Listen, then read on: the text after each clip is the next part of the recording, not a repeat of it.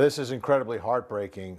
Little Miracle and Tony holding hands and going down that embankment. And now what we're hearing out of Tulsa, this is now a recovery mission at this point. Let's bring back in the think tank, and it's a worst case scenario tonight as that recovery mission continues here.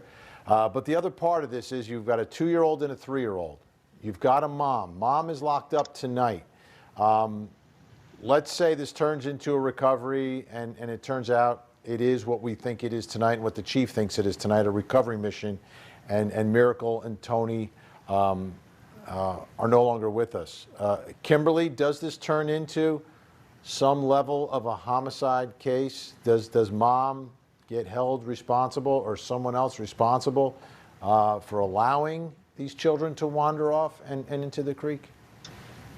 Yeah, so whoever was probably the guardian, or if mom was actually the caretaker or not a babysitter, then I definitely, at minimum, some type of criminal negligence homicide, because, or some kind of reckless homicide, whatever they have in that jurisdiction, would be the appropriate charge because of their ages, and they shouldn't be outside alone.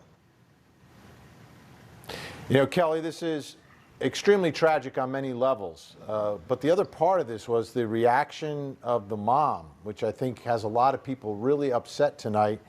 Not the level of concern that mothers should have when their 2- and 3-year-old are missing. Does that play into the equation, into this case, if in fact, again, you know, this is a recovery mission and Miracle and Tony are no longer with us? Does this turn into a criminal case, and is that part of how the analysis is made on whether or not mom or someone else should be charged here with the death of these children? Right. Well, first off, no matter what, this is a very sad story. They were beautiful, beautiful children, and now it's become recovery mission, and it's sad. And that if there was some kind of intent or something like that, I mean, we don't want to think that of a mother. And mothers loves their children and really takes care of them. But that could be a factor that ultimately is a determination. But no matter what this is, it's sad. They're such beautiful children, and the sad that they were walking down the creek together, alone, and that now it's recovery. My heart goes out to the family that's going through this. Nima, what do you see in this tragic story, and how does our system deal with it, handle it? It's beyond tragic. I mean, this is one, and that just the image, the way the chief described it. Miracle with her little brother, holding his hand, and they're just going exploring. This is what curious little toddlers do.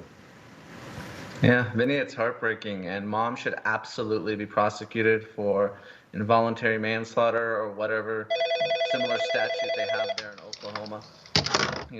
It's beyond reckless. You have custody of these children, even though legally you're not supposed to. Aunt is the legal guardian here, so somehow biological mom, despite social workers and what they're doing, has custody of these kids. And guess what? She gets so high on drugs that she's incapacitated when she's, the aunt finally gets a hold of her. When she's approached by law enforcement, she tells them, does it even matter? You know what, Vinny? And this is, an indictment on those people who think that drugs are a victimless crime. We really have two very, very young and tragic victims here, Miracle and Tony. So mom should be prosecuted, and I expect her to be prosecuted.